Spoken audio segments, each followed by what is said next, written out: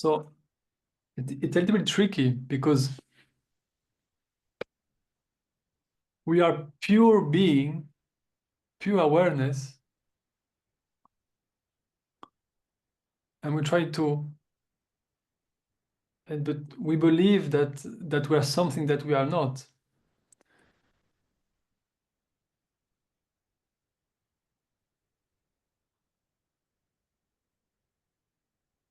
So the trick is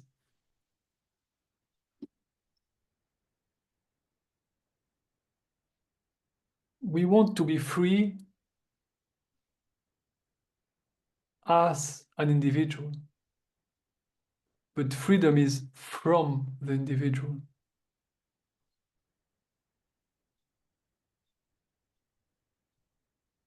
And that is the tricky part, which is very fun.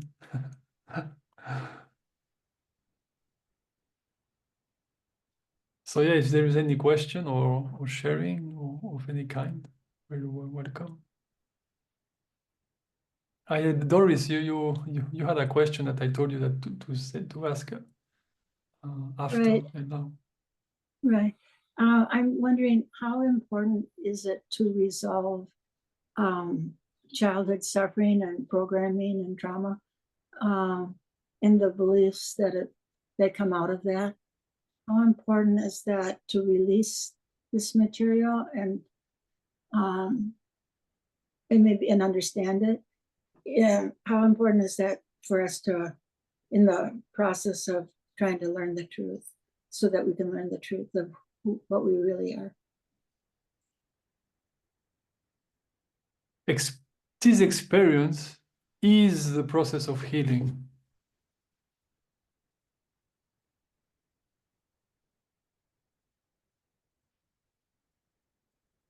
Right. This that is here is what healing is look like from your perspective. This is what healing look like.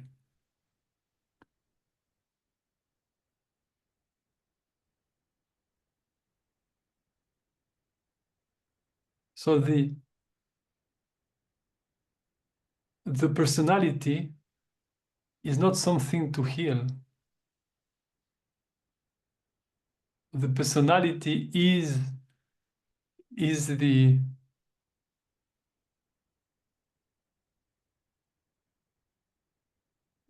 the reflection of our confusion.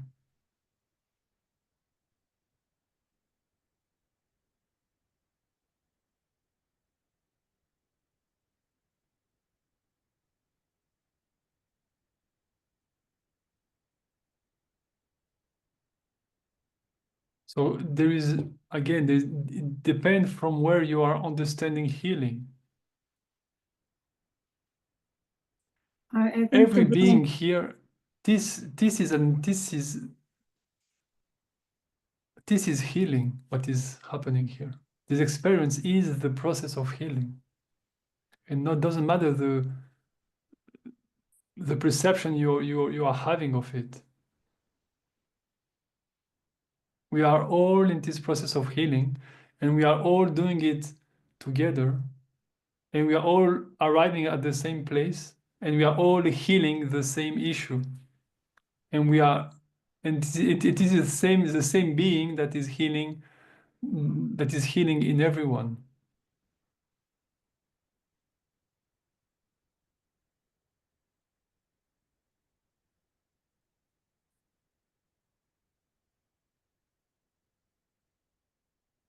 Does it make sense?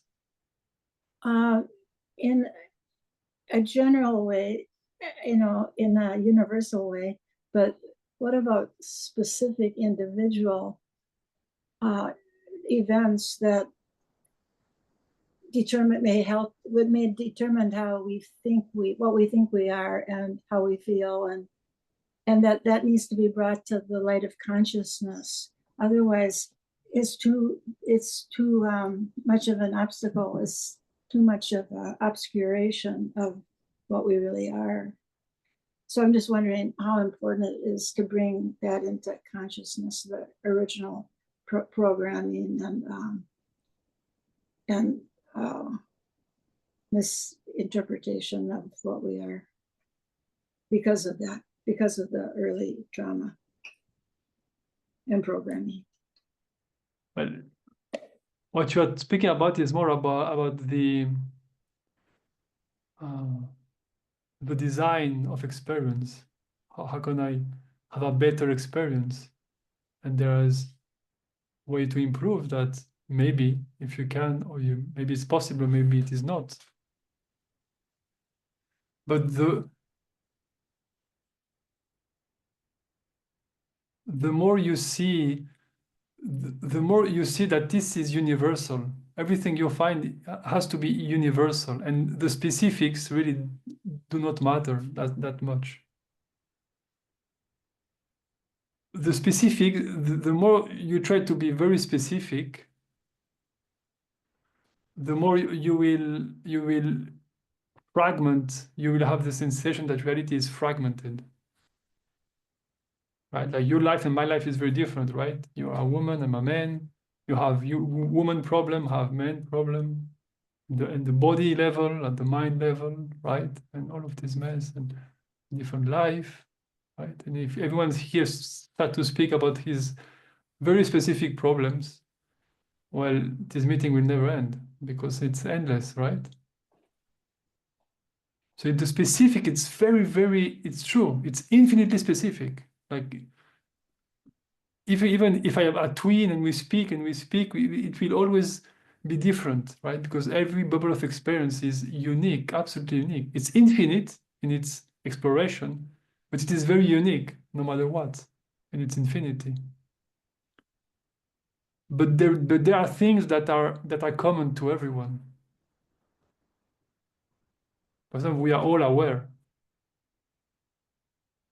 right? Doesn't matter if you are a man, a woman, you are aware. Doesn't matter what language you speak, you are aware of the thoughts.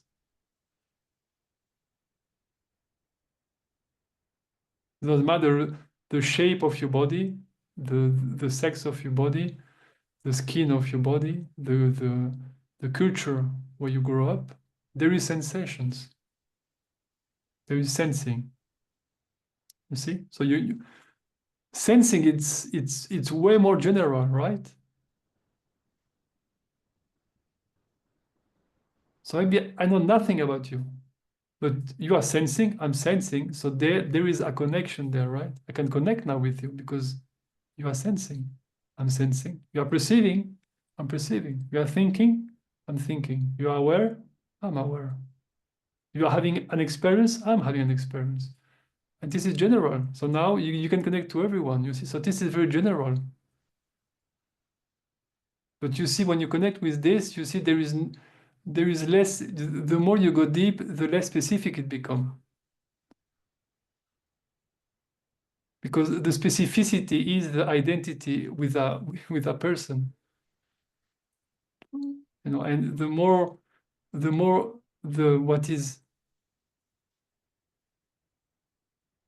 what is a fact for everyone, the more you see that awareness and experience is a fact. It's even more real than the specificity of your human life. The more you start to disengage with misidentification and you start to read to perceive what is happening in the way that it is happening.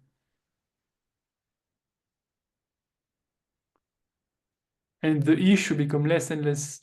There is something happening because the issue is not in the specific. The issue it's a misunderstanding in the core.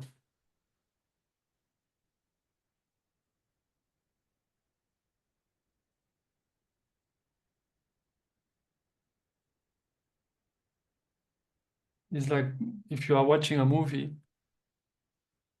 and you and I are watching the same movie and you are feeling fear, I'm feeling joy. Right? And you ask me, do you have to change the movie to feel joy? Well, I say, you can, but that's not really the core of the issue. The issue is not really what is your interpretation of the movie. I mean, right? It's not the movie. The issue is not, you are not really understanding what is happening.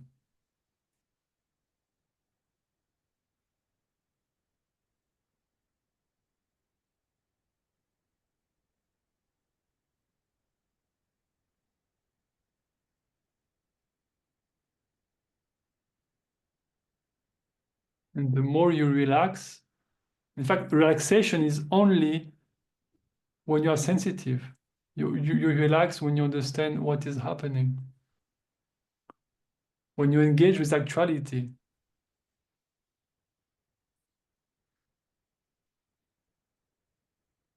For example, many of the problems that people have, the suffering, is because of thoughts, right? Because of stories that we tell ourselves.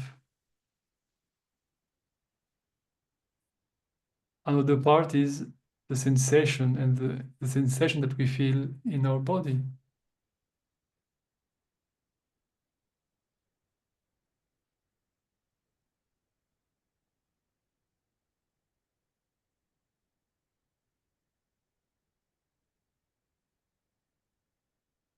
So I don't really see where is the issue.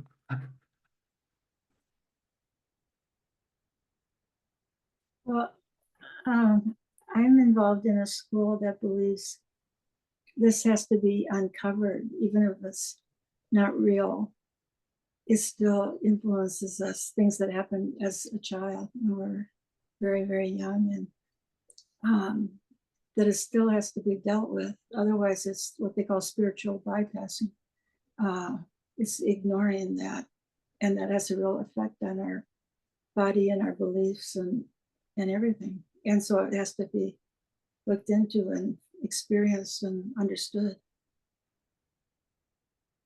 Yeah, but you have to understand that healing in this kind of therapy that you're talking, that they said you go in the past, healing the childhood, right? Or the birth, or this kind of thing. It's great. But you have to be clear that it's a framework for exploration. But the framework is not really, that's not actuality. It's not really like that.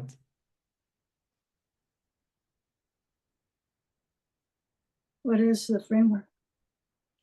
The framework is there is time. I am a person that is uh, broken, and I need to fix this person to be happy. That's a framework for exploration, which is fine. So first I want to say, if you have to learn to do whatever makes sense for you.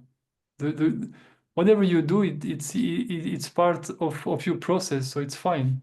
It's about being sensitive.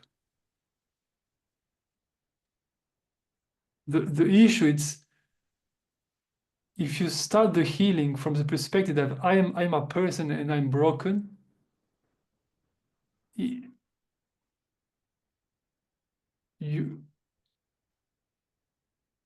as a concession, I can say, yeah, of course, you will heal a part and you will feel harmony in your experience. Great. But you will not heal the core of the issue, which is I am a broken person. And even deeper, I'm a person, which is terrible. Even because we built this imagination that there is a happy person. There is no happy person. There is awareness that is confused, or it is clear. When you are confused, you feel like a person and you are suffering. And the more clear you are, the more you feel that you are not a person, you are happy. There is no person happiness. Happiness is not personal. Because there is not a person there to be happy. And that's a little issue with therapy, but at the beginning it doesn't seem like much if you are if you are overwhelming with emotion and drama. I will never say this to anyone, but at some point you will see it's a big issue. because you start from a wrong perspective, that you are a person and you need to change to be loved. You need to change to feel peace. You need to change yourself. You need to change what you are as a person. But the person will never be perfect. The person is, it's the appearance of a limitation. So because of the nature of what is a person, you can never be happy from that perspective, because you feel cut from other person. Of course, you are a person here, a person there. You can never love that, ever. What people call love, it's often a perfect dependency. A perfect dependency with two persons is what people often confuse with love. I'm in love with you because, you know, you allow me not to feel terrible as a person. And I allow you to not feel terrible as a person. So suddenly we are happy because we are not seeing all the problems of the person. And that's love, personal love, right? So the issue, it's the perspective of the person. The person is the sense of being separate from the other. That's what is a person, an individuality. So there is no love there from that perspective. And there is no peace because you are separate from your environment. And the environment is nice to no one. Why? Because it's constantly changing. Constantly.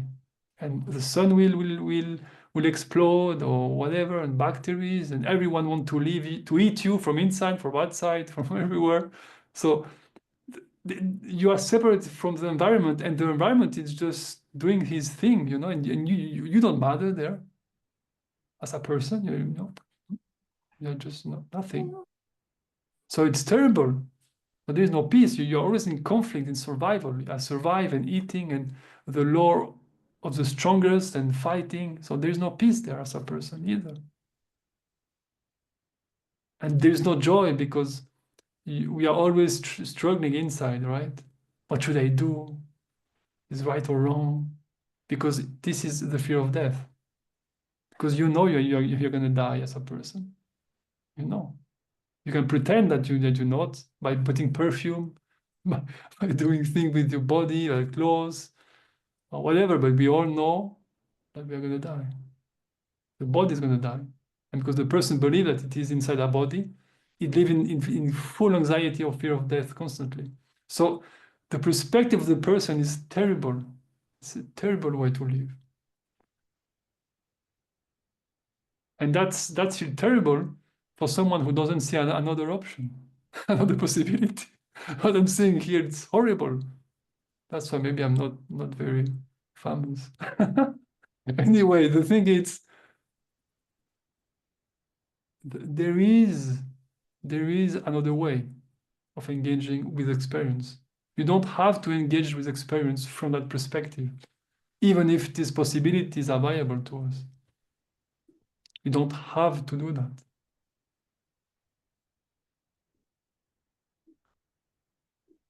So when you speak about healing, that's where it's difficult to ask the question, because often the question is not really a question. Often the question is an affirmation of something. I am broken. Tell me how to heal within this condition that I'm telling, that I'm perceiving. So often the question are affirmation. I affirm something with a seemingly a question, but in fact it's not a question at all.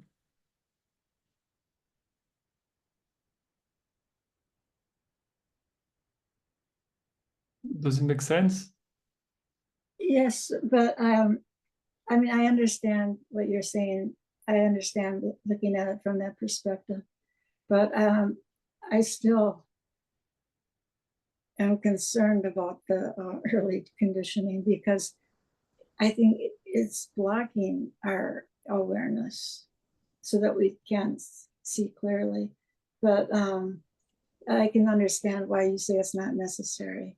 But yeah, but I mean, but I understand it, but I don't understand it. You know, I understand. Well, Yeah. yeah, but this is the person is not conditioned.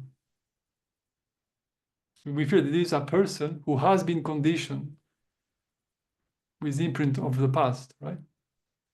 But the person is the imprint. You feel that you are a person, that's the imprint. I am a person, that's the imprint. After whatever the person is, that's where you can try to do whatever you want. Okay, I'm not denying this because, you know, we are free to explore and to engage whatever we want. The person is the imprint. And in fact, it's not really the imprint. The person is already a specific. If you can say the first imprint is what scientists call Big Bang, which I don't like it because it seems like it is physical and it happened 1,000 years in the past in a physical world, right? But it's more like conscious. When you are conscious, that's the first split because it creates the subject and object. And it creates this is a constant Big Bang.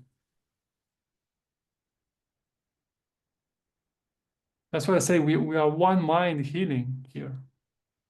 There's not two mind healing, and at the end we become one. No, we are one, and we are healing all together. Just like when you dream, the full dream appear instantly. Instantly. No, it doesn't matter the size of the city, of the jungle, of the animals, of the how many peoples there are. It doesn't matter. The dream appear instantly. This is the Big Bang. The dream is a Big Bang. Like it's happening. It's not like there's one person and then there's another one and then you look and you put another here. No, it's like, bam, in your face, experience, dream, directly dreaming. The dream is happening constantly.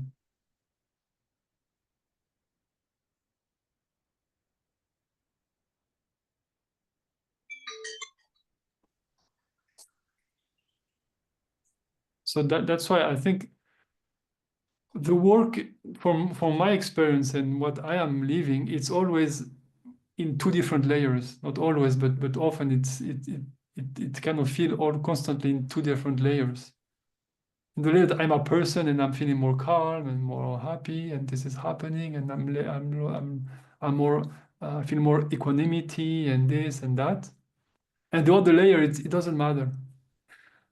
Happy David or unhappy David, angry David, it doesn't matter. So it seemed like it's opposite, right? It seemed like if you say that whatever the person doesn't matter, like it will become worse, right? But in fact, it's the opposite.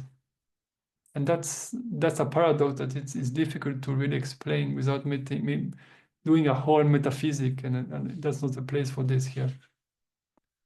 But very simply, the less you focus on the person and what the behavior, the action, and what you think and what you do, and just say, you know what?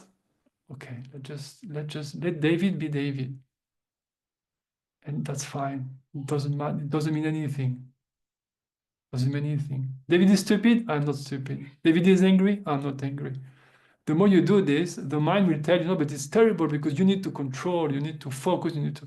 But in fact, it's the opposite. It is the control, the focus that create the conflict in David's life. Because there is no David really, right? But that's really so. The more you relax, the more you withdraw your identification from the person, the most peaceful you will feel, and this peace will express in your life normally.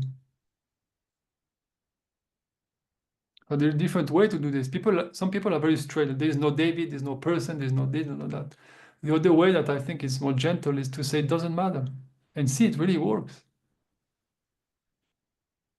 If you say no, every thought that appears, you say this thought do not mean anything. This thought doesn't mean anything. I'm gonna die. This thought doesn't mean anything. Any thought that appears doesn't mean anything. The more you do this, the more you will see that something will happen in you.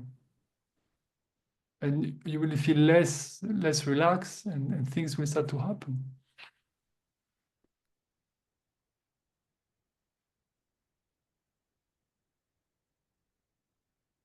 I feel pain in my body. That doesn't mean anything. That doesn't mean that I'm gonna die. You see?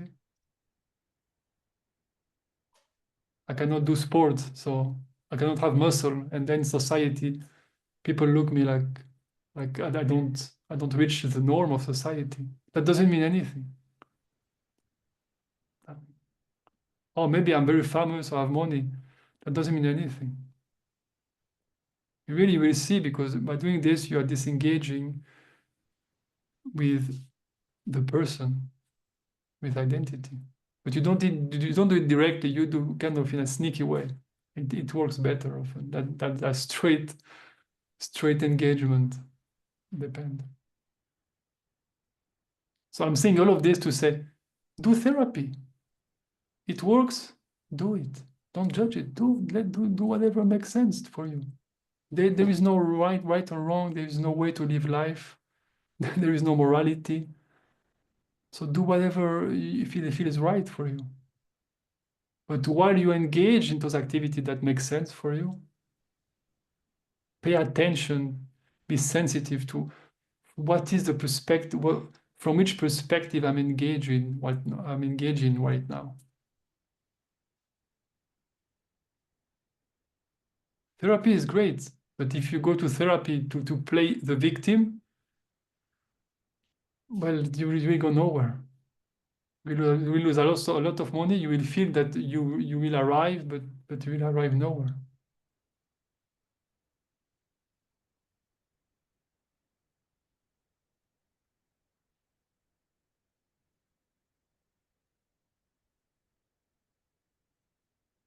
And there's nothing you can do that can mess up your process. And there's nothing you cannot do that can mess up the process. So really, everything is fine.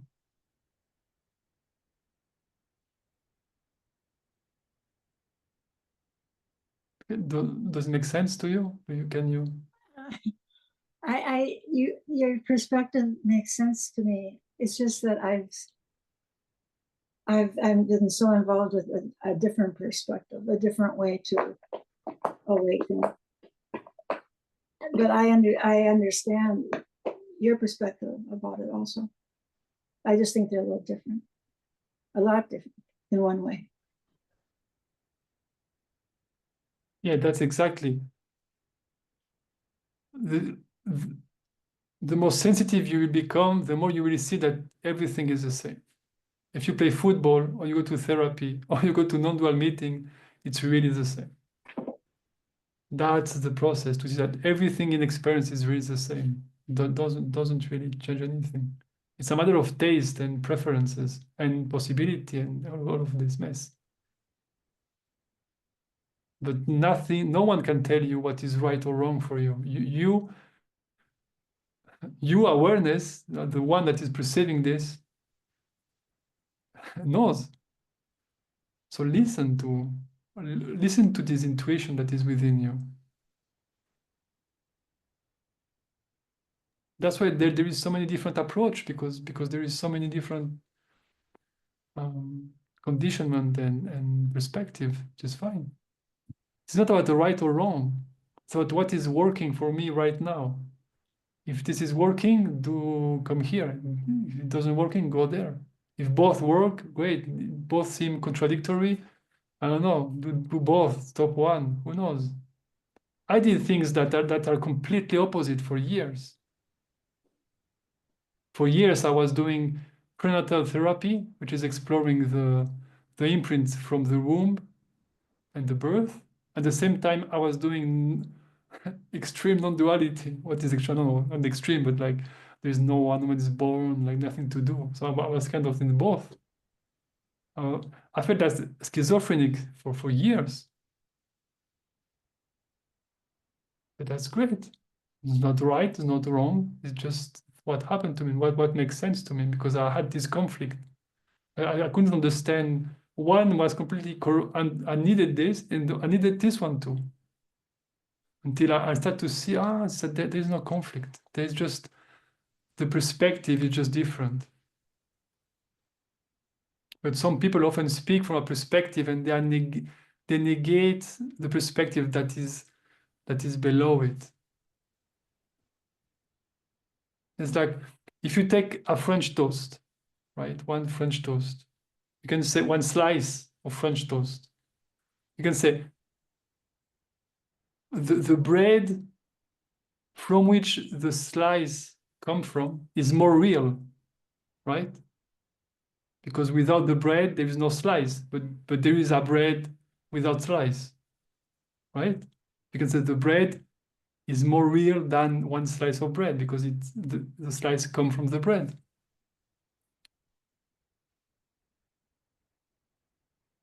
But you can say also the wheat, the flour is more real than the bread because without flour there is no bread, but without bread there is flour, right? And you can go with wheat and you can go back this until reality if you want.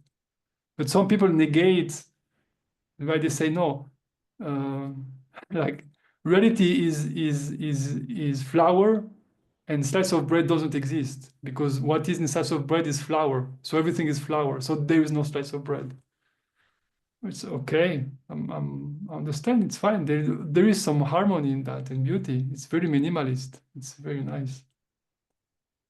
But you don't have to talk that way or to engage experience that way. You can enjoy a slice of bread knowing deeply that it is flour. And a slice of bread is an expression of flour. And because it is flour, there is no right or wrong in a slice of bread.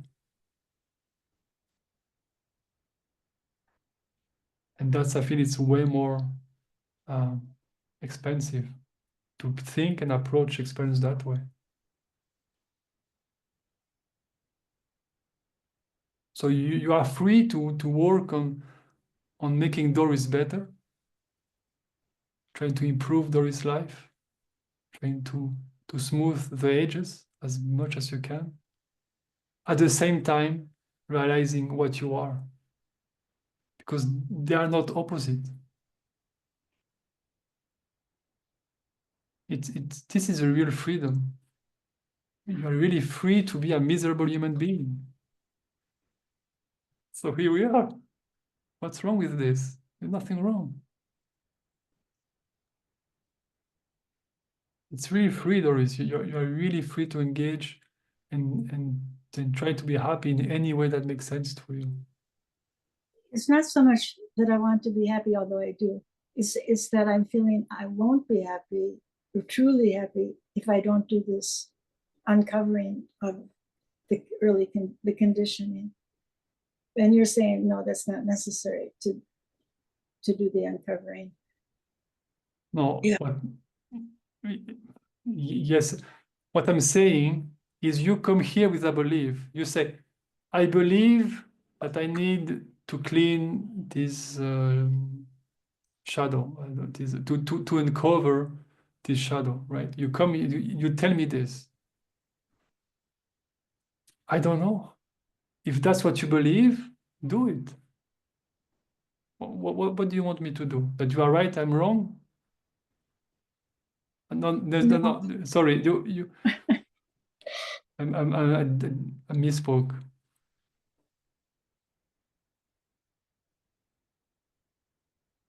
I don't have an answer for you. Right.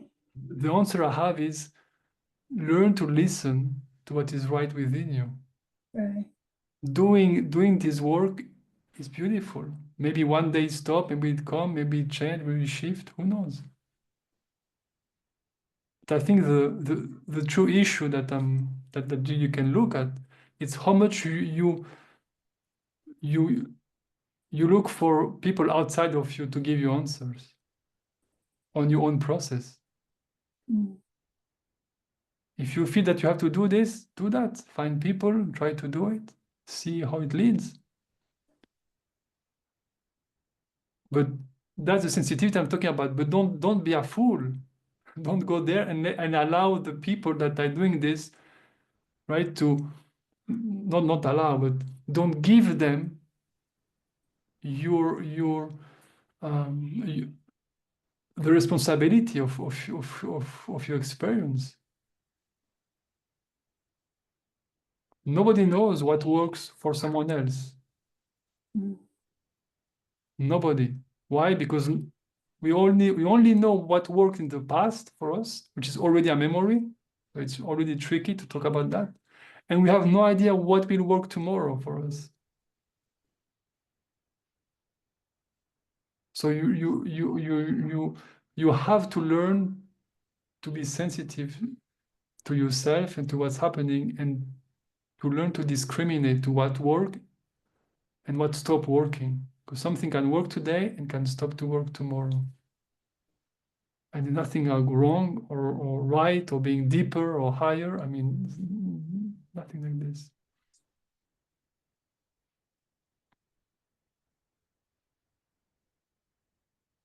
Thank you.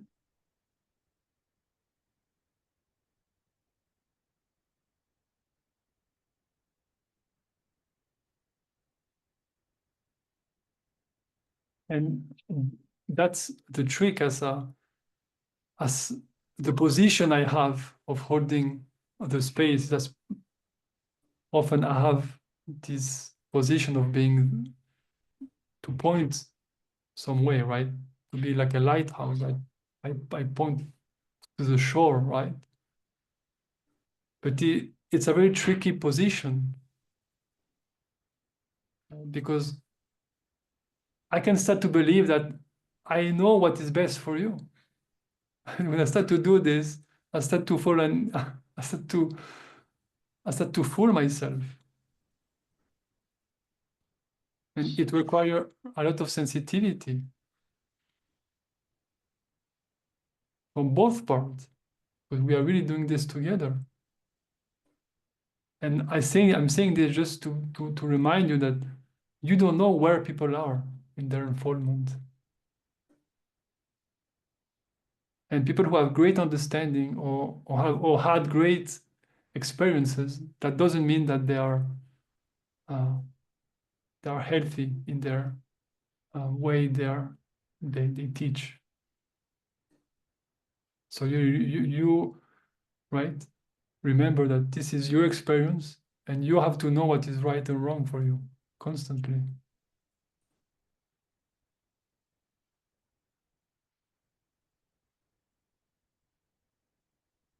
All right, I'll just take a few questions now that they appear.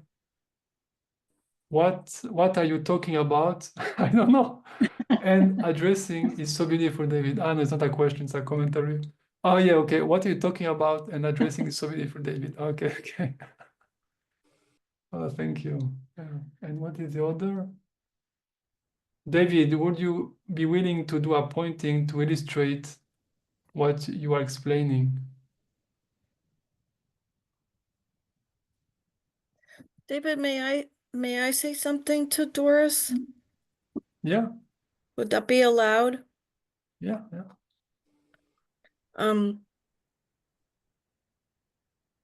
You know, we all at this age have experienced trauma, and that's just, I think, part of being human. And I understand what you're talking about. I think I understand a little bit about what you're talking about, Doris, when you say that you are being informed that you must clear out the conditioning. I'm not going to share what I think about that, but I'm going to share an experience that I had. Is this being recorded? Yes. Could you stop it for a moment? Yeah. Wait. Have you ever listened to a guy called John Wheeler, David? No. Oh, right. So I recommend that you all listen to him, because to me, he just hits the nail on the head about the start of the search, really. And I can tell you a few things about how his teachings have changed for me, and it's exactly what you said about the reference point. And I'm only a beginner, by the way, but you know what I've been for about 5 or 6 years. I was, listening to hundreds of YouTube videos, and it started with the Power Now, etc., and Rupert Spear, and all these people. And everyone was, the general rule of thumb was telling me I was awareness, I was infinite consciousness, I'm an infinite, I'm not the mind and body. And I sort of like believed it. I really, really believed that within that message, there was something true about it. But it felt like the search didn't have any grounding. I was still searching. Even though people were telling me I was, for example, as awareness. Yeah, I sort of like get it. But in there was a bit of doubt. I didn't quite, wasn't 100%, even though I'd heard it 1,000 times. You're this open, infinite space of which everything sort of like appears in. It didn't quite hit to me. It didn't quite get to me until I listened to John Wheeler. And then I had a little flash of insight. And the basic message, what we were saying is that to summarize all the religions like Buddhism and Hinduism and all the ancient religions, is to say that there is a reality that can take us out of human suffering, like you've been saying, David, to experience, oneness. And we are that reality. Our very being is the ultimate reality. And that being is available right here, right now. And then something sort of like shifted inside me, because he just said, have a look at your own being. It's this consciousness that's it's not nothing special. The one that's hearing this voice now, the one that's seeing things now, your own very existence. Nobody can deny that they exist. No one can deny that. It's an undeniable, unshakable truth. But what people don't realize about how profound that statement is. And I suddenly got it because I don't know that I exist. And that existence is here. Once we inquire into that very existence, you find out by nature what all these people have been telling us, that it is actually not tied to the mind and body. It is actually infinite. And it's peaceful by nature. So just by sticking to the facts, you get to this infinite consciousness anyway. Are you with me? And it's as if, like you said, David, that immediately the research was off for me, and it still is. The search is off for me now, because not that anything other than that is, well, there's a few little drips have come into that, but I'm not searching for myself. I found myself. So the piece of the puzzle, so my analogy will be that if you were looking into the nature of butterflies, to how they lived and breeded and all this type of stuff, that could be a search for a lifetime. I might have said this about a month ago, last time. But the first part of the search is you've got to catch the butterfly. And I feel like I've caught it. Do you know what I mean? I've still got an infinite journey to inquire into the nature of the butterfly. So in essence, I feel like I'm at the start. But I know I'm at the start, as it were. I'm hoping this makes sense. And I keep going back to the facts of an undeniable, unshakable truth. We exist. We're alive. So rather than going into people telling you, your infinite consciousness and your awareness, just look at the very fact of your own existence, the very undeniable truth that you're alive. There's something inside it. There's a you inside of here. Just look into that. Don't look into something that you've read in a book or you've watched on YouTube, or you think it's right. Just look at the facts of what's inside of here, your own existence. Then you're not searching. You're looking at something that's here. Are you with me? I'm hoping this makes sense. So the search is off. It's an inquiry then into what is real. Do you know what I mean? And what the teachings are actually saying is what is real inside us is the ultimate truth. It's changed everything for me. Now, that doesn't mean that I don't get identified and all that. I still do, although it's dropped less and there's a lot more peace. But when I do, I mean, I've got quite a bit. I was quite busy today. I got identified and all that.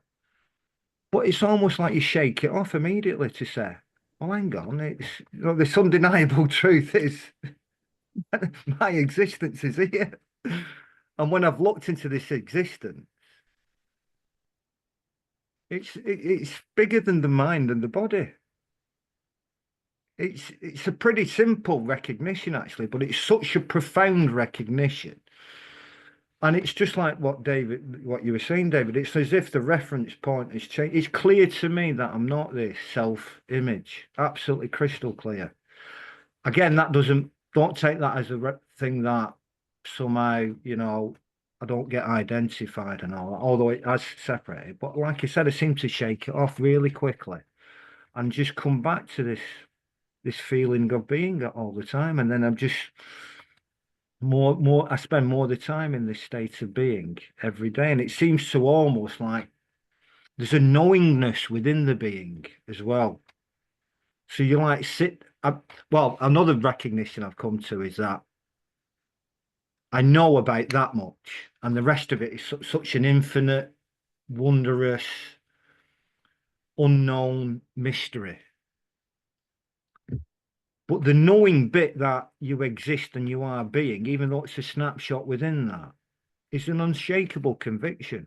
And it almost like it grows. If you sit in that knowing, it's like it's got like a pull. So that's what I'd like to say. Because I go on a few non-duality calls, and it feels like people are searching all up. There's no ground to the search, as it were. They're searching here, and you're saying their awareness here and infinite consciousness, and they're not believing it. And so I want to make the point that if you just inquire into your own being, the undeniable, your own existence, the undeniable fact that there's something within us that is there. There's not a search; it's an inquiry. So anyway, that's the point I was going to make. Yeah, thank you, Paul, for sharing. And that's why often I talk about the nature of experience, of the nature of actuality, of the nature of what we are, is to invite to this direct engagement with what is actually here. And the shift, that's how I talk and I interpret what you say, is that this is the shift of perspective when you understand that, I'm not thinking from Paul, I'm thinking from what I am. So, yeah, so you go a little below, right? And that's where you start to understand the point of view of all of the tradition and teachings, and then you say everything is the same. That they're pointing to the same understanding from different perspective. Okay. But not everything is the same, but the main teachings, yeah, there is a lot of similarities. And that's where you start to focus less and less on the specifics. The specific will become less and less relevant or important. And therefore you start to feel more and more peace. And so I like the sentence, when the path to God end, the path in God begin. And that's exactly what you share, feel. Thank you, Paul. Yeah.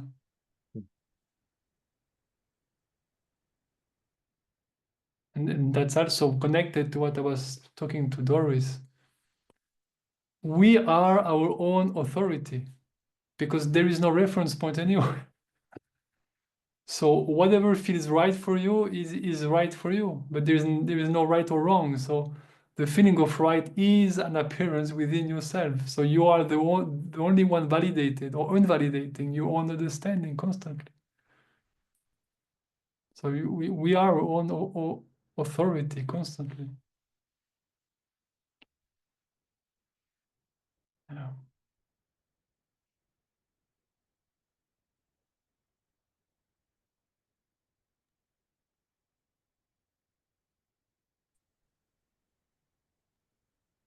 Thank you, Paul, for sharing your story. I can feel your joy. Okay. It gives me hope. Okay. I'm not there yet, and I don't know why, and I know I'm already there and don't know it. So, but all of those are stories. They're all just more stories. So, and I understand that part. Hard to not replace one story with another. Tricky, tricky mind. Well, if you don't mind me saying, David, I do recommend you watch this guy called John Wheeler. I mean, I can put him in the chat actually. I'm very similar to what David was saying, and he just simplifies it. He explains it really, really well. And I know a lot of people who've listened to him have had shifts. And his teaching goes right back to Nisargadatta Maharaj, because he got his shift from a guy called Sailor Bob. And Sailor Bob was a teacher of Nisargadatta Maharaj, who wrote the book I Am That. So it's a direct teaching from one of the Indian masters, yeah. I can look him up. Thank Yeah, you. I'll put him in the chat, yeah. There's so many teachers that, I think when it's going to happen, it's going to happen, kind of. Yeah, all I would say about John, if you don't mind me saying that, he just completely cuts through the crap. He completely cuts through, and he basically says that our own existence, who we are, is the ultimate reality. I mean, a bit like what David was saying then. He cuts through he's basically saying a lot of the searches are pretty useless, really, and pretty, unless you get to the basic fact, the start of the search, that who you are, then a lot of the searching is pretty groundless, really. And all I can say, he's really helped me, and yeah, I'll put him in the chat. Yeah.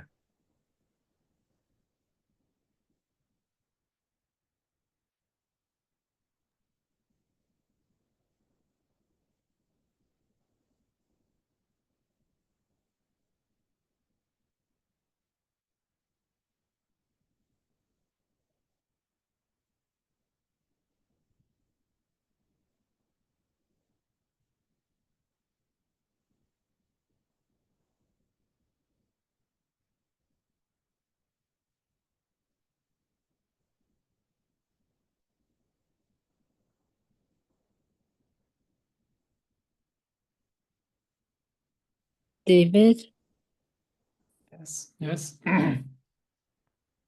can we explore a little bit more about how to see?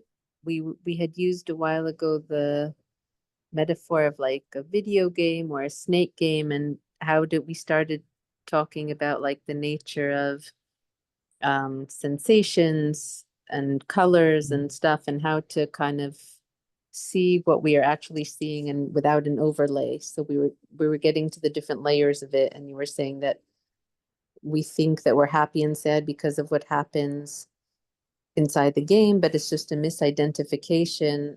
And once we realize, we're coming at it in two ways, either that we realize that we are not the snake, or that we are the person watching it, or realize that there is no snake, it's just colors and shapes moving, pixels appearing and disappearing. So I don't know if you want to go back to one of those things, and so maybe we can look at maybe just right now, sitting in whatever room we're each sitting in, or how to maybe dissolve the sense of believing we are this, or maybe that there is no this, there's just color and shape, whatever you want to go to. Yeah, okay. Well, in the way I usually approach it, it's I start with exploring thoughts, perception, emotion, and sensation. But that's why I do it in a course with different layers.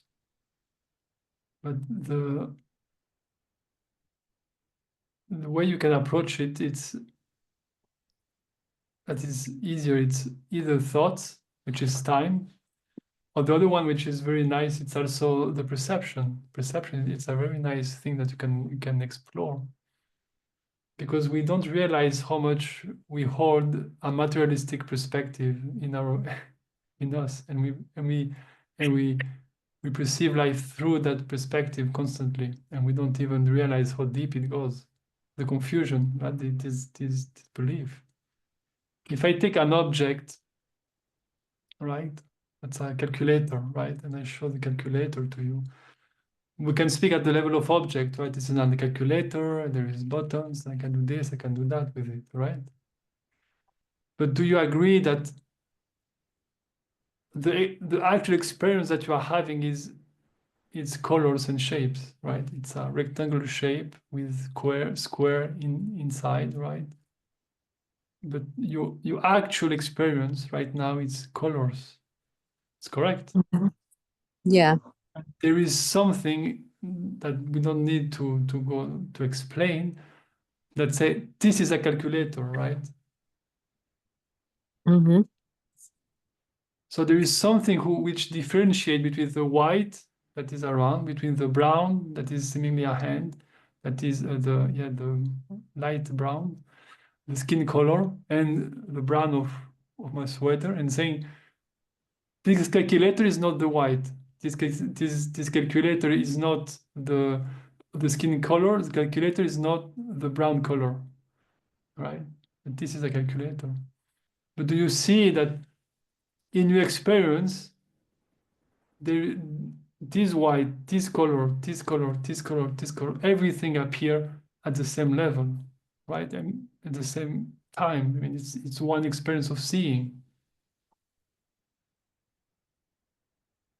Does it make sense? I think I lost you there. What Okay. I'm seeing is a square with you in it, and I then define that's light, that's your head, that's the calculator, but it's all just colors and Exactly. shapes. Okay. Yeah, yeah. And now if you look away from the screen and look at object in the room and see that it is a fact also there. I see an infinity of color. Of course, right? Because color is just infinite, but there is one experience of seeing, right? All of the colors appear in the same experiential field of seeing. Mm-hmm. I'm not, it's nothing mystical. It's just a fact of experience, right? And just wonder if you can just see this fact. It's very banal. It's very normal. It's nothing, nothing miraculous. It's just, yeah, of course. And every color that I perceive is appearing in my experience of sight, Mm-hmm. right? Because you cannot have an experience of color that is outside your perception of sight, because, right? Because, okay, this is your experience of sight, and there are colors and shapes. Yeah. So now, when you look around, see that there is a part of your mind that starts to make interpretation, to say this is a wall, this is an object, this is a chair, this is a mobile phone, this is a calculator, this is a bottle, this is that, right? There is something that is constantly making interpretation of everything. Mm-hmm. Do you see it? Yes. I'm simply describing the experience of sight. I'm doing nothing else. I'm just describing very clearly your actual experience.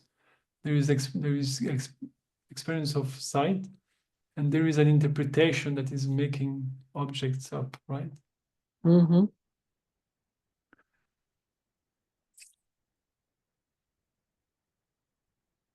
The interpretation is a thought. Do you see this?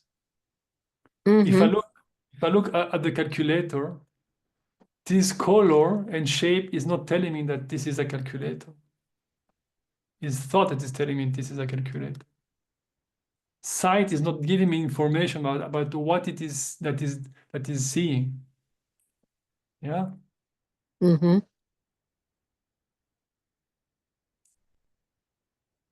So there is interpretation and there is an actuality of seeing. Yeah. Mm-hmm. Now, we believe that we are seeing objects out there, right? You are seeing a screen. Within it, there is people doing things. But this screen, it's in a real room, right? With real object and things like this. This is a normal way. And now, it's very funny because the experience of sight, the experience of sight itself is not physical, right? It's mental. It's an experience. I don't know what word we can use, but it's not physical. Do you agree? Yeah, we don't touch it, we see it. Exactly. So it's not physical. Mm-hmm. And do you agree that interpretation is not physical either? It's a Mm-hmm. thought, right? Mm-hmm. So how it's possible that I believe that there is physical object out there? How do I know that there are physical? There are things out there. If all I know is sight is in my experience, interpretation is my experience, where is this physical world with objects? Okay. One second. Because we touch them. You left out the physical. I can stand up now and go and touch the chair right over there. So it's not just Okay. sight and thought. Yeah, but do you notice that you are moving to another sense, right? Yes. Okay, but so far, do you agree that in sight and in an interpretation, there is no proof of physicality? There is sight, there is interpretation, so there is an experience, right? Okay, I'm not denying experience, right? I'm saying the way we usually talk about reality, that there is this physical object, sight and thought do not have no connection with this. There's no evidence of this in our direct experience. So without sensation at the moment, yeah, do you agree? Well, when we see a picture in a museum, it's flat, so we don't believe there's an object there, but there still is the screen. There still is the canvas itself. In other words, even though there's not an object there, there's the seeing of the picture is still a seeing of something that is physical. Ah, beautiful. Now, do you have dreams sometimes? Very, very rarely. But do you remember one dream? Even one image of a dream, doesn't matter Yes. the full story. Okay. What is the canvas upon which the dream appear? How do you name that? What is the word you use for that? I guess I would say imagination and image. I don't know.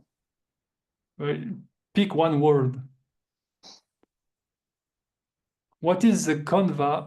What is the essence upon which and of which the dream is made? How do you call that for you?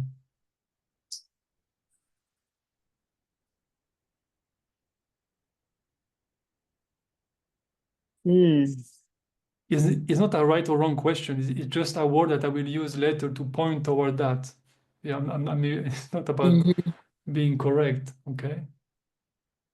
I don't know, however you want to define what we see in our mind, imagination, image, a picture.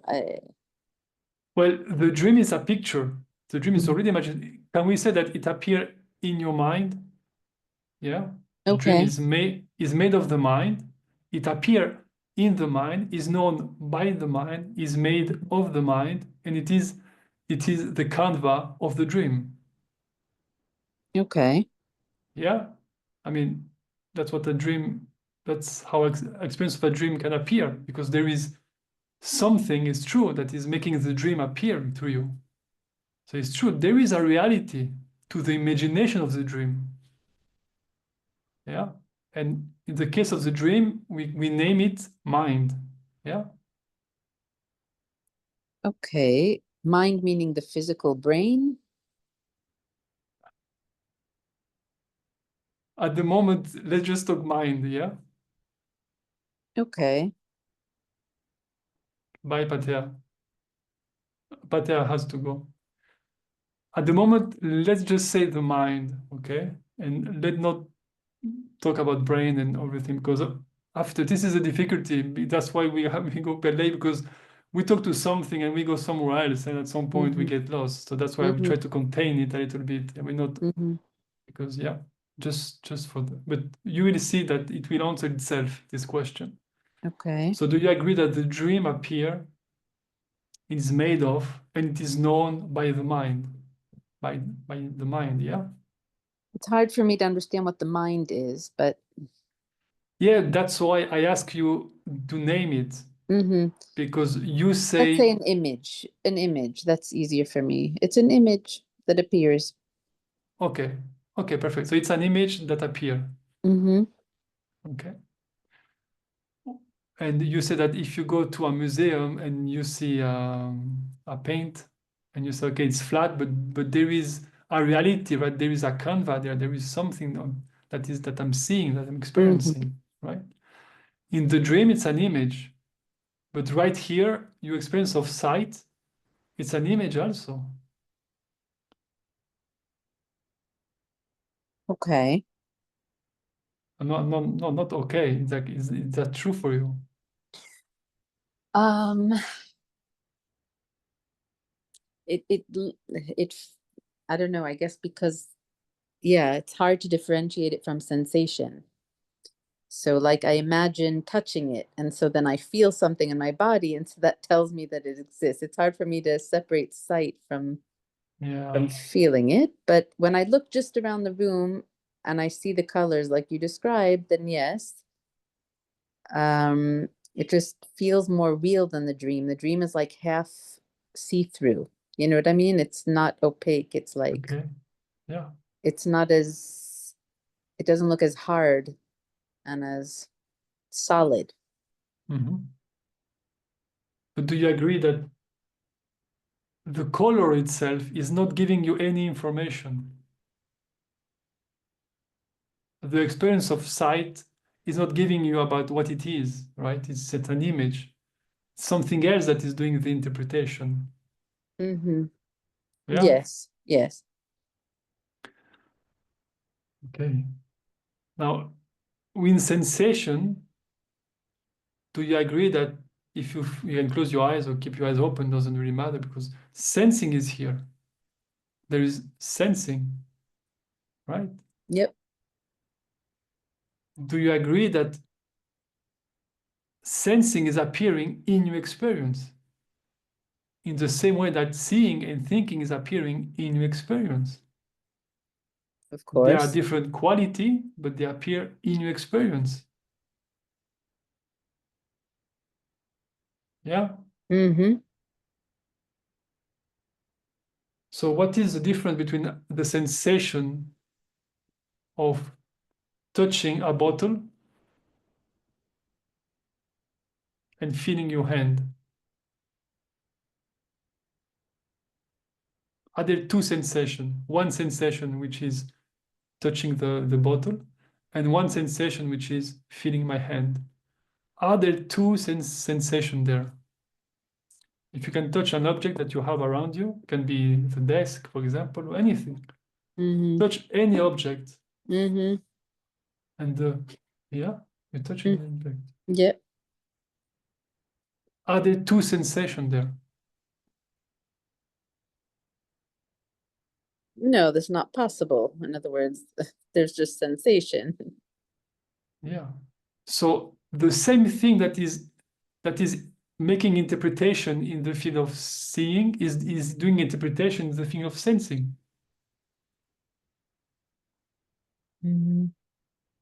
Is saying, no, there is one sensation. There's a table because I'm feeling the sensation with my hand.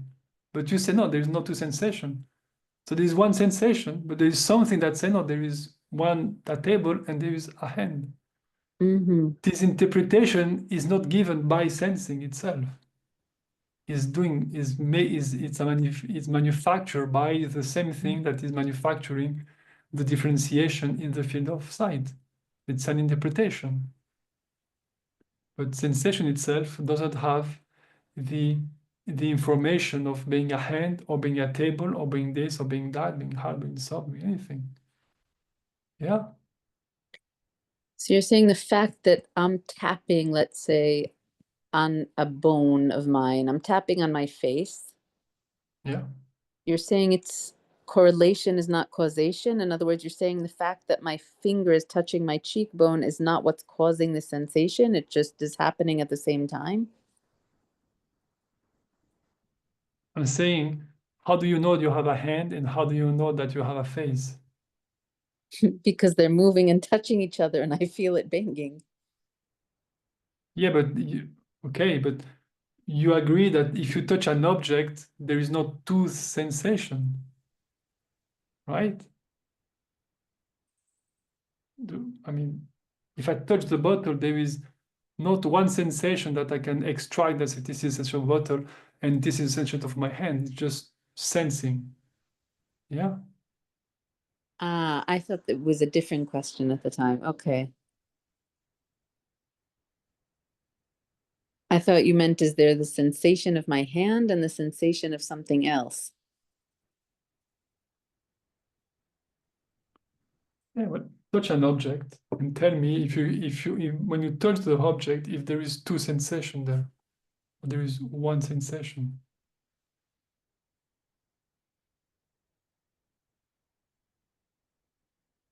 What do you mean by that? You mean there's just one thing that I'm sensing?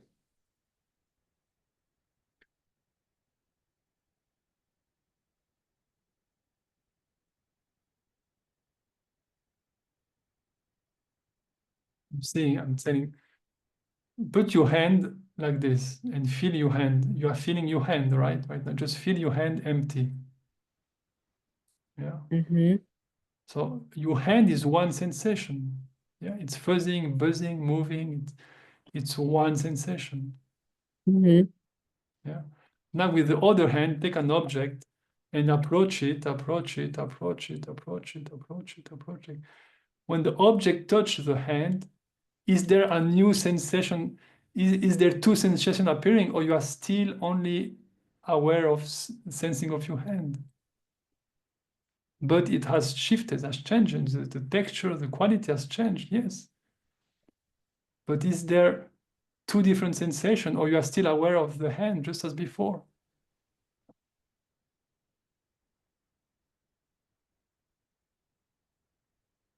It feels like I'm touching something, but you're saying that's just my mind telling me that, and it's not the sensation. Well, I'm inviting you to look at it, yeah. explore. Because yeah, the mind is a mind that is differentiating everything. Because this is not a calculator. There is something that take this shape and make this shape as an object. But all you know, all you engage with is colors. And I say there is no physicality. And to answer this, you say, but I can touch objects out there. So then we start to explore the objects. And we often use the seeming solidity of objects as a proof of things existing as physical outside of us. But I just want to point to the fact that everything that you touch, it's an experience that is non-physical. It's sensing, it appears within you, but it is in itself a sensation only. Mm. Mm. If I touch something solid, when I say solid, it's an adjective that point to a quality of sensing, just as soft. But soft or hard is a sensation itself, is sensing. Just it's like saying red or blue. It's not because I say red or blue that blue is not, it becomes something. No, it's the same. It's just color. It's seeing. Sensing is the same. Soft, hard, warm, cold But when is a sensation only.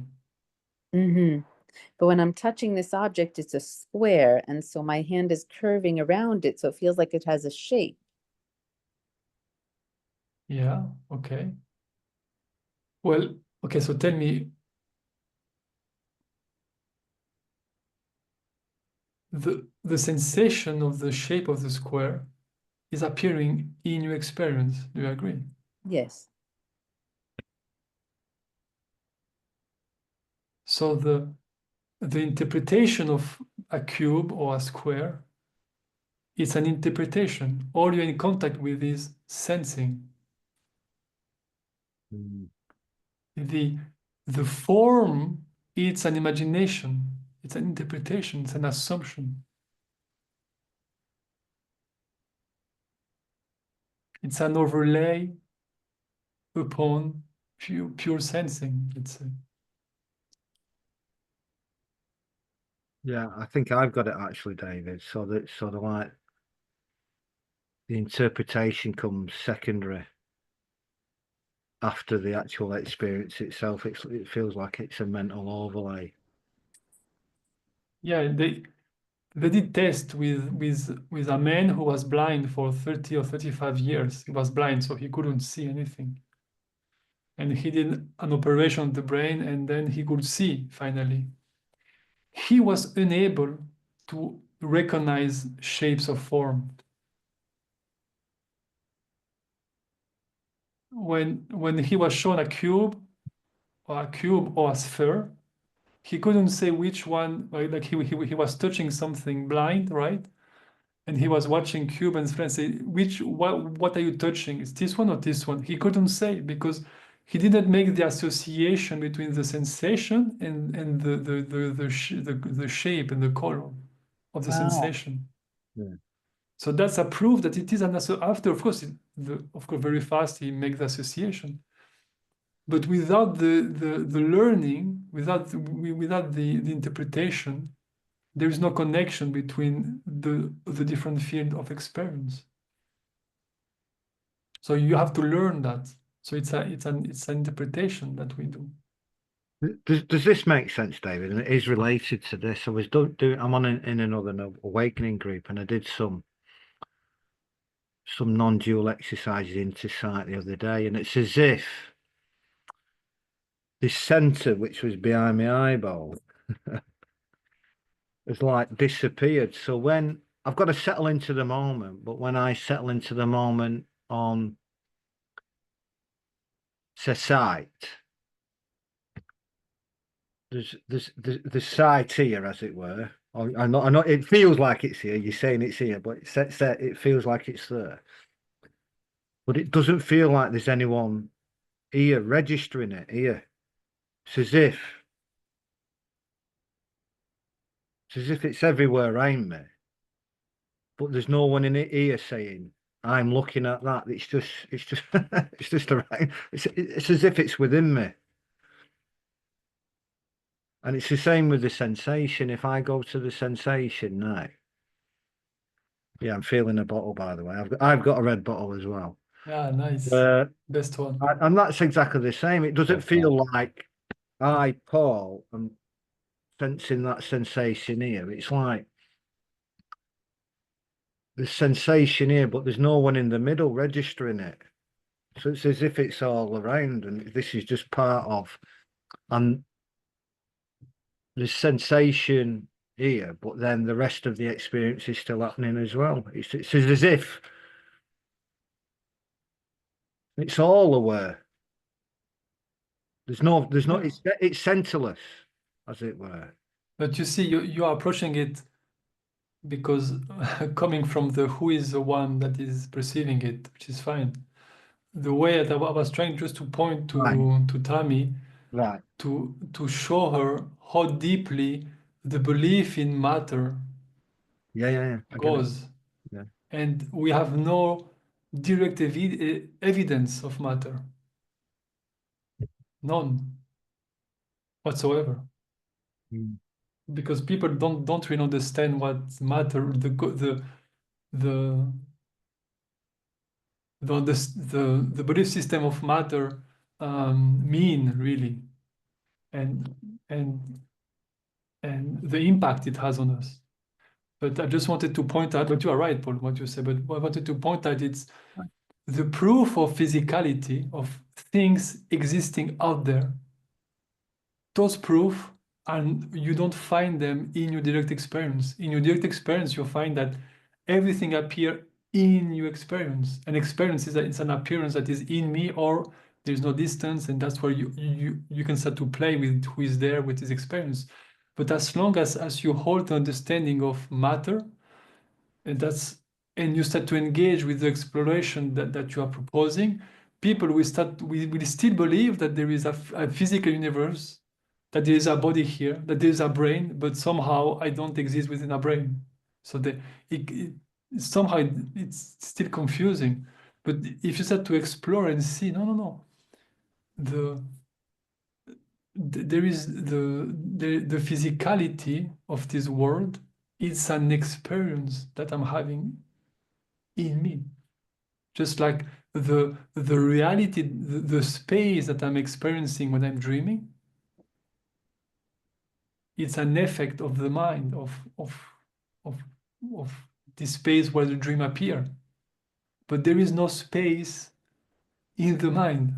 Just like I'm experiencing this experience, person and object and things, yeah.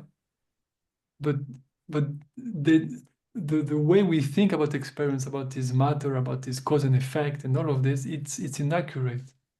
And in fact doesn't work. That's why we are in such a mess. What do you mean by cause and effect?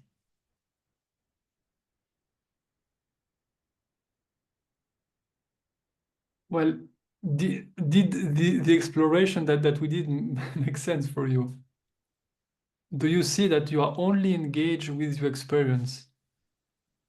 Yes, I'm trying to look at my body and understand it, because ultimately we're trying to see that I don't really have a body, or that there is a body, but no.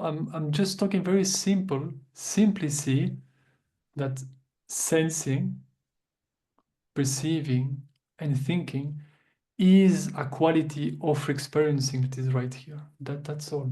It's very obvious, but sometimes we need to name the obvious before we go deeper. Yeah? Yes.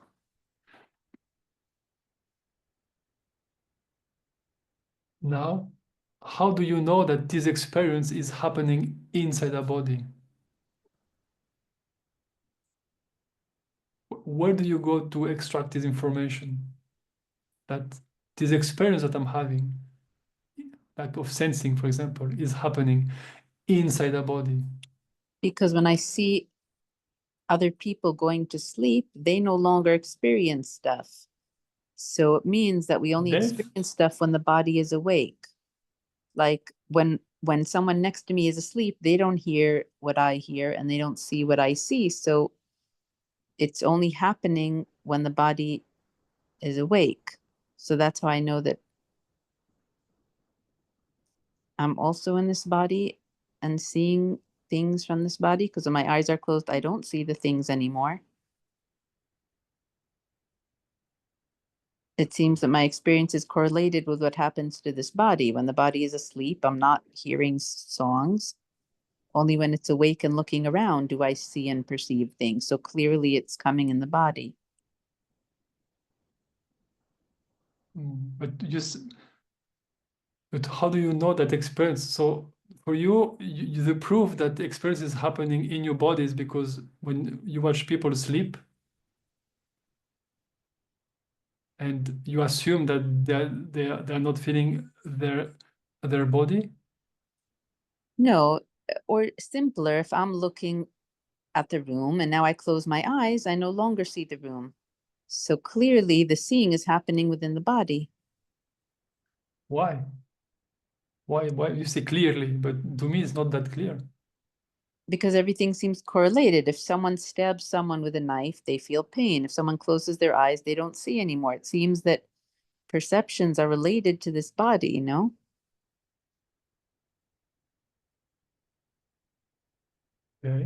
Okay, so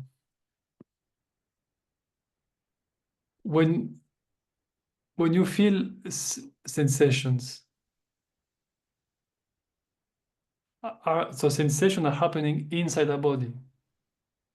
Like if someone steps on your toe, I'm not going to scream. You are, because it happens to your body. You know what I mean? Okay, but you don't know what I experiment. So you don't know what I feel. Maybe I don't feel anything. So you don't know that.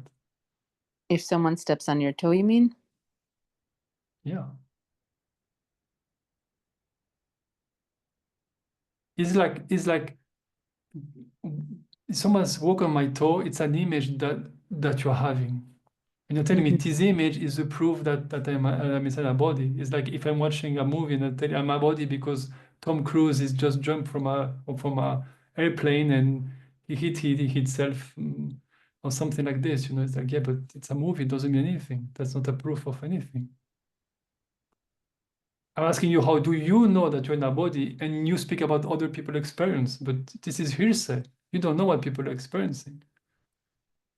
How do you know that you're inside a body? Because here, when I'm tapping on my head, I feel it.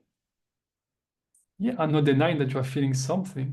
But how Okay. do you know that it is something, a container, that it is within a skin? How do you know that sensations are appearing within a container that we name a physical body? How do you know that?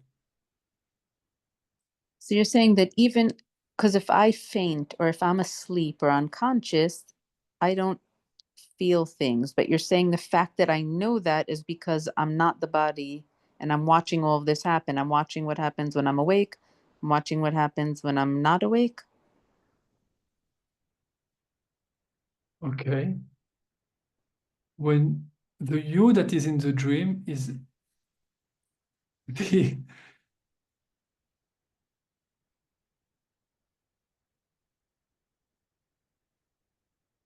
the I'm trying to point out that experience is happening within you.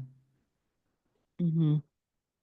Just like when you dream, you are having experience of people, maybe Mm-hmm. doing Mm-hmm. things, Okay. killing each other, saving each Mm-hmm. other.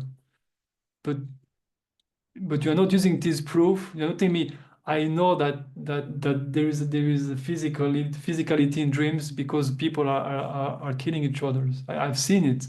That doesn't mean anything. And they are screaming, maybe, so what? That doesn't mean that the dreaming there is a physicality to it. It just means that you have an experience of seeing, and this experience was unfolding in that way. Okay, I'm not denying you're having a dream, an experience. I'm just saying the dream is made out of mind, it's a mind stuff. It's a mind experience. And you're For saying the that dream, our for the dream, reality it's is very also a obvious, mind right? experience? Yeah. So you're saying also this is like a dream? Well, yeah. And if you explore it, you will see that it is true.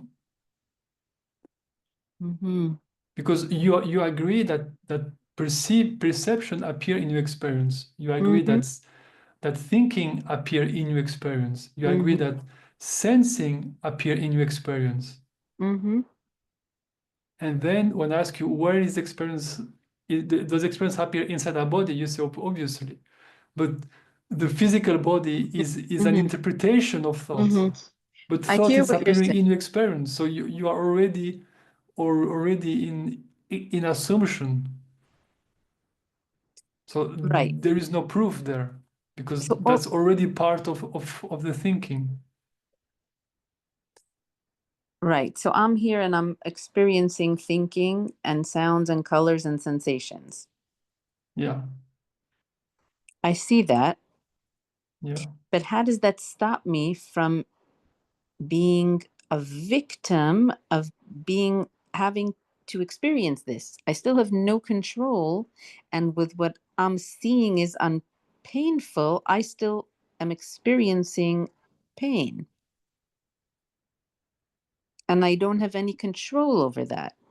I just have to watch whatever movie is playing. So if you have control, that would be a proof that everything is consciousness.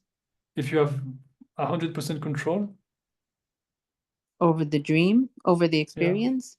yeah, No, I'm that would just be a saying, proof. help. How do I have a better life? In other words, how does this help? Like, if I'm aware that I'm experiencing experience, and I can say, Yeah. okay, I take a step back and I'm observing my mouth moving, I'm observing sounds, I'm observing words, I'm observing the interpretation of all of this.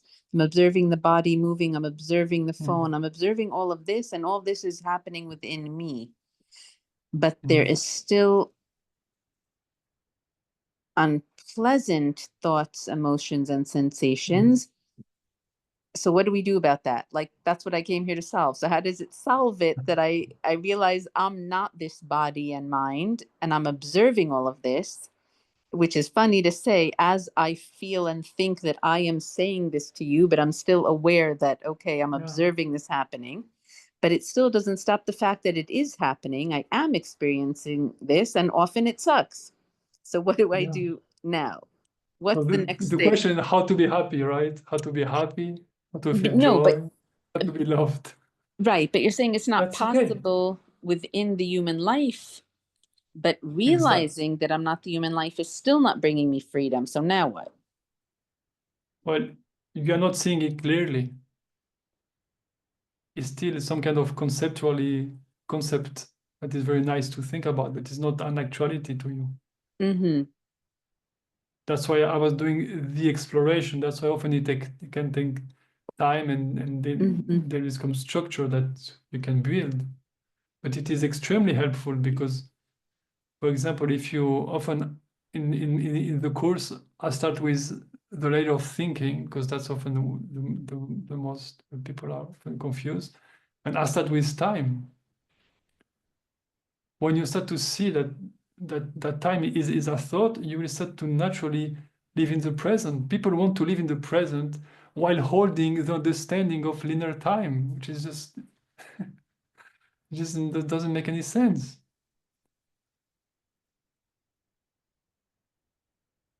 But when you see when you explore linear time and you see that it's just it's an assumption, it is not real, you will see that present is the only option. So there's no effort to be in the present, because just see, yeah, of course I'm always here. Obviously, I don't have to do anything. So the way I go is I question the assumption, and you have what you want. Or other people often point to what you want, but they don't question often really a lot the assumption. And just if you question the assumption, naturally you will realize what is here. So you say, I don't like this, I don't like that. What it is that you don't like? What's the issue? People die? There is no people who are dying, so No, that's not an issue. the sensations are contracted and painful. There's a lot of painful sensations, and there's a lot of distressing thoughts. So I guess Okay. I guess the question would be, either would those distressing thoughts, like once I fully don't identify, would there not be painful sensations and thoughts, or Or would it not matter to me? In other words, being in the present, you're like, and then we'd be in the present. But again, if I have no control over the present and it's very unpleasant, then how does it help me that I'm stuck here? You know what I mean? I don't know if that makes sense. You say stuck here, because the here is this body within which you feel that you are struggling within, and you are a victim of your own body. You are within this thing that you are difficult.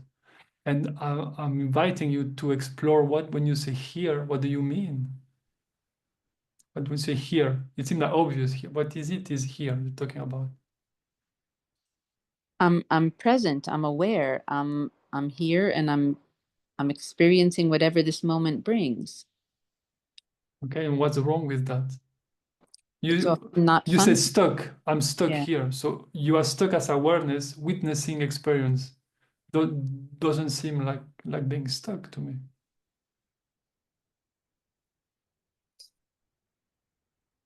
It's stuck because I have no choice. I can't choose what experience shows up, and often the experience is unpleasant to me. So so you have an unpleasant experience, which is sensations. Sensations, thoughts, emotions, yeah. What is the thought, the issue with thought?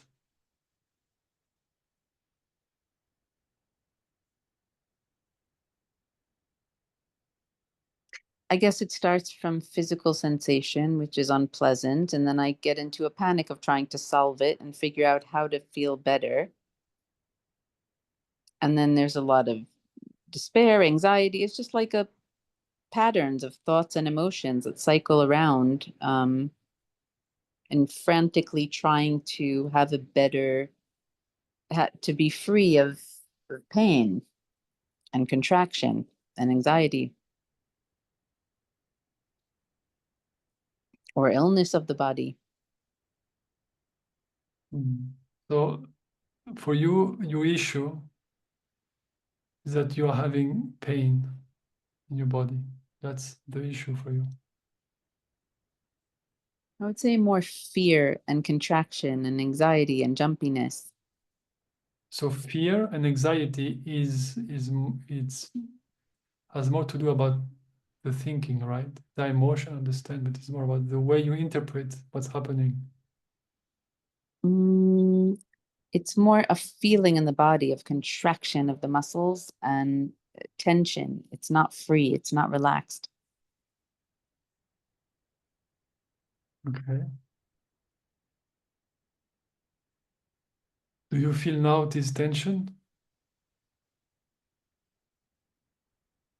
I do. It's least as possible because you guys are all so nice and it's quiet and I'm in a safe, relaxed, like a safer place. So it's less so, but there is some of it.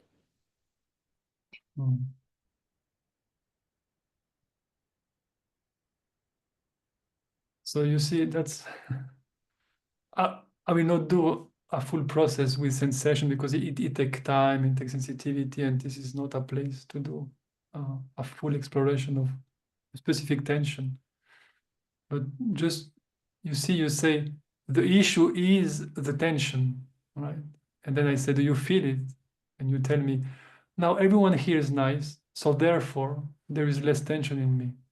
So in fact is the way that you are the interpretation that you are having of the meeting, the thought that you are having of the meeting is nice, so there is less tension.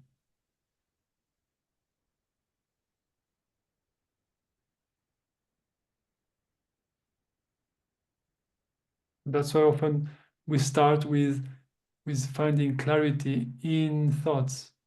Not that exploring the body is not very important or very important, but interesting. But often it's really mixed up. Everything is very mixed up together, and it makes exploration very hard because when you explore sensation, you go into thought. You go to thought, you go to sensation, and when you go there, it's an emotion, and then just moving constantly. So it makes exploration very messy. That's why I often try to to differentiate between each field of experience, because that creates more space and it creates the ability to hold one field at a time and to explore this field with sensitivity and clarity, to explore what is the nature of this field. And there is 3 different fields, that there is sensing, perceiving, and thinking. And that's why if we go into deep exploration of sensing without clarifying what is the nature of thought, it will create a lot of tension in the body, and anxiety will woke up more easily. Mm-hmm. Yeah, I can see that. But I You guess see? the, So yeah, the tell me. the end result is, in other words, the end result is that when we do these explorations, is your experience of yourself and others that it's then there's a deeper relaxation and a less like fear and stress and contraction and anxiety. There's more of a peace and a happiness from these explorations. Yes, Mhm. yes. Because the the fear arises from wrong interpretation of what is happening. Wrong interpretation of what is happening, and the other side of the coin is a wrong interpretation of who I am. So there is always 2 ways that you can explore this. Mhm. So Yeah, and the other, anxiety arise from this wrong interpretation often. And the first layer is thought, and this thought I explore three layers in this field, which is the most important one. The first one is time. Put everything in time. I feel pain, I will feel pain forever, and then pain feel even more difficult to hold, because it's not just the pain that you're feeling now, it's the pain that we'll feel for the rest of your life, which is a lot of time. So suddenly become a bigger problem, right? That essentially become even bigger. So once to see that there is no time, it will be easier to hold sensing in you, because the sense of linear time put oil on the pain, right? It put more intensity into tension. When you start to see the misidentification is the same.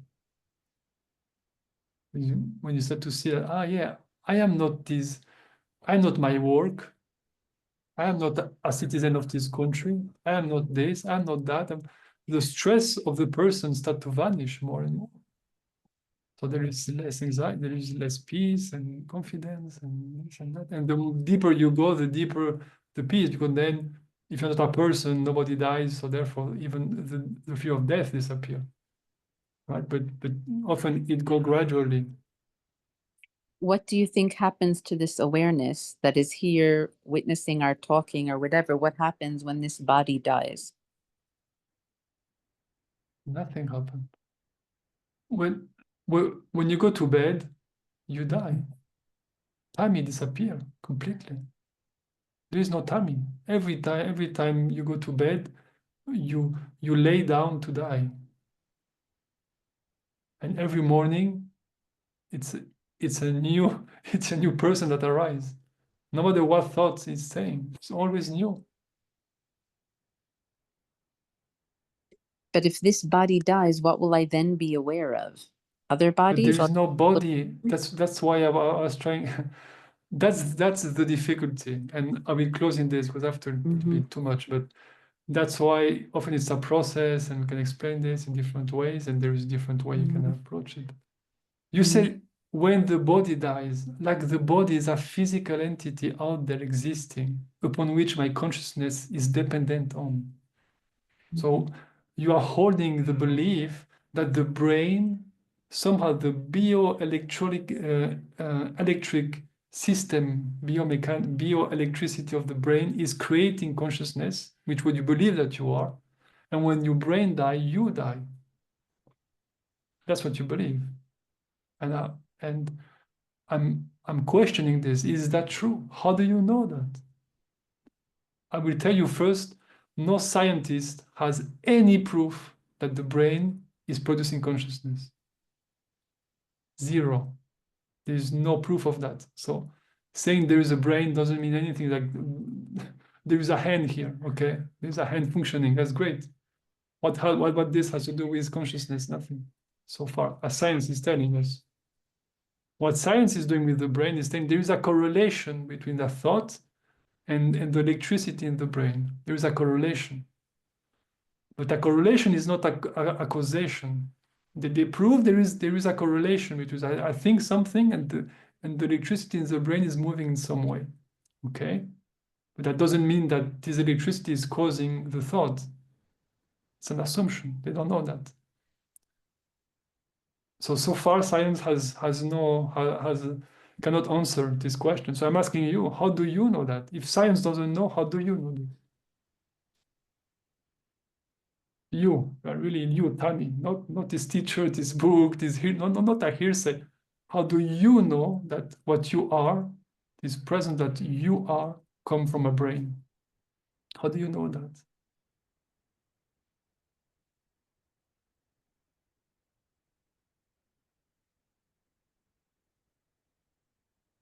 Because I wasn't here before this body was born.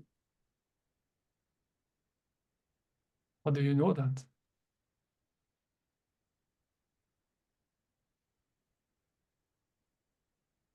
Like, what are we then aware of? Are we not aware of this earth anymore? You say earth. What do you mean by earth? Well, right now I'm present and aware of Tammy and this whatever I see every day, but when Tammy dies, then what will the consciousness be aware of at that time? When you go to bed, time it disappear, right? I guess. Where do you go when time it disappear? That's a When you go to bed every day, tonight or when time it is, you are going to sleep. Time will disappear. Where do you go?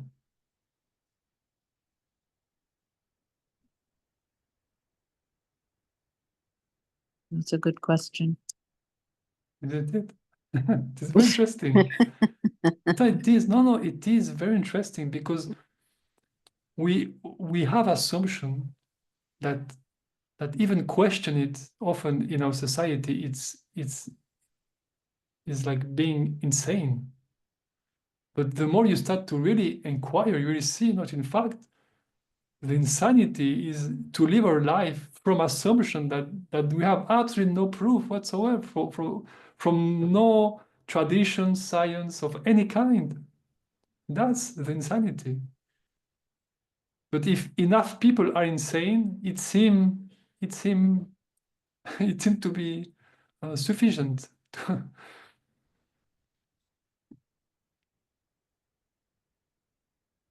Yeah. But you seem to be really exploring dreams. The way you can, after I will close the meeting. The way you can explore for this week, when you go to bed, you can see that when you go to bed, perception disappear. Right? You go to bed, you close your eyes, so sight disappear. Taste and smell often disappear more easily. Sight disappear. And maybe there is no sound, silence, so gently just perception disappear. Right? The first thing that disappears. Thought may stay, sensation stay. The field of perceiving disappear, vanish. I remain. I'm not dead. I'm here. And then sensing disappear. The feeling of the body disappear. Even if you're in a huge pain, you go to bed, you sleep, right? Don't feel the pain. So sensing disappear. The field of sensing disappear completely. I'm not dead. I remain. And then what we call dreaming, that's when there is only thinking, only thoughts, no perception, no sensation, only thinking. That's the dreaming. I remain. I'm not dead. And then in deep sleep, there is no dream. There is no field of thinking. I'm not dead. I remain. When you woke up, is the opposite process. There is deep sleep, which is you are. is pure presence. Because pure presence doesn't have memory, right? Because you need a memory to remember something, an experience, but there's only you. A real bliss is you can remember it because there is only yourself. But then there is thought that appear, which is dream, and then there is sensation and perception, which is different layers of dreaming. That's more the Veda approach, but in deep this sleep, approach from the dream is beautiful. I think it's very relevant. but in deep sleep, we're not aware of anything. So that's basically like death. So that's really, it's almost like we don't exist. Death for the person is life for what you are. Life for what you are is death for the person. Okay, When been fascinating. yeah, what is fascinating, it's like what I said before about the brain and the body, and the other that there is many people who share that they had brain a near-death experience. I don't like near-death because what does near mean? You are not. What is near of what? But they experience a lower activity of the brain, which is what we call death here. And they talk about amazing experience, like just the mind-blowing experience. People who take mushroom and drugs, there is less activity in the brain. What happened? Amazing experience. So somehow we have no proof that consciousness come from the brain. When there is less brain activity, there is amazing experience, and somehow everyone is afraid of death. Just make no sense to me. I really don't. But deep sleep is not an amazing experience. It's not like being on mushrooms or near death. It's the absence of experience. You know what I mean? It's yeah. I was just no. So which one is like when we're death? Do we go into bliss or do we go into nothing? Nothing. It's an idea, and there is nothing. It's a thought. Nothing. It's an impossibility.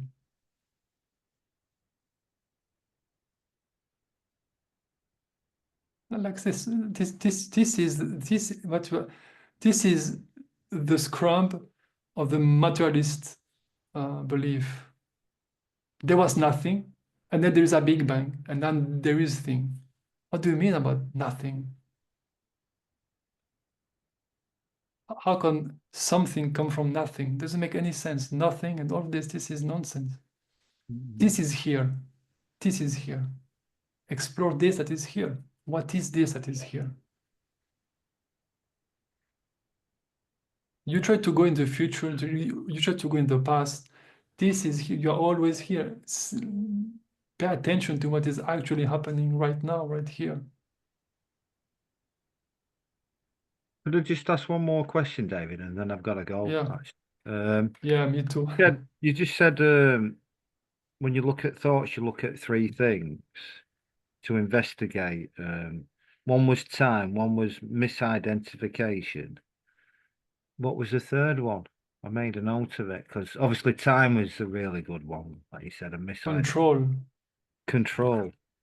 Okay, yeah.